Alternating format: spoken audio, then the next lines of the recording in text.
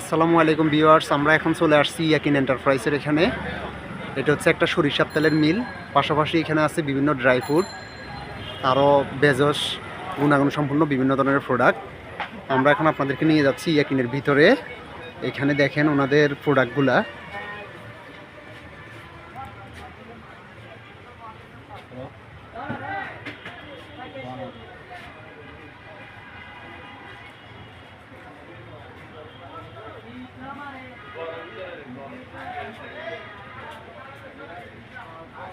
এছাড়া আছে এখানে মেন প্রোডাক্ট হচ্ছে ওনাদের সরিষার তেল, নারিকেল তেল।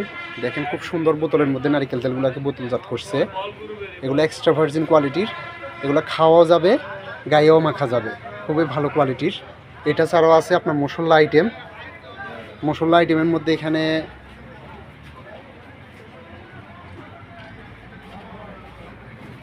এগুলো হচ্ছে ওনাদের মশলা আইটেম। এগুলাতে কোনো প্রিজারভেটিভ বা কেমিক্যাল দেওয়া হয় না, 100% ন্যাচারাল। তারপর হচ্ছে ওনাদের মেন আকর্ষণ কাঠের ঘানি মেশিনে ভাঙানো সরিষার তেল, নারিকেল তেল। এটা হচ্ছে কাঠের ঘানি। আর এই কাঠের ঘানির একটা বৈশিষ্ট্য হচ্ছে এখানে দেখেন, এটা হচ্ছে তেঁতুল কাঠ, এটা তেঁতুল কাঠ। হ্যাঁ, অন্য অন্য ইয়াগুলাতে দেখা যায় যে এটাকে লোহার একটা জাইট ইউজ করে, যার কারণে আপনার তেল 100% কোল্ড হয় না। কিন্তু এটা দুইটা কাঠ এবং এটাতে আরপিএম একেবারে স্লো, মানে মেশিনটা খুব স্লো ঘুরে, মিনিটে 8 বার থেকে 10 বার ঘুরে, যার কারণে এটার আরপিএমটা স্লো থাকে। আমি আপনাদেরকে একটু চালাই দেখাচ্ছি মেশিনটা। দেখেন খুব স্লো ঘুরতেছে।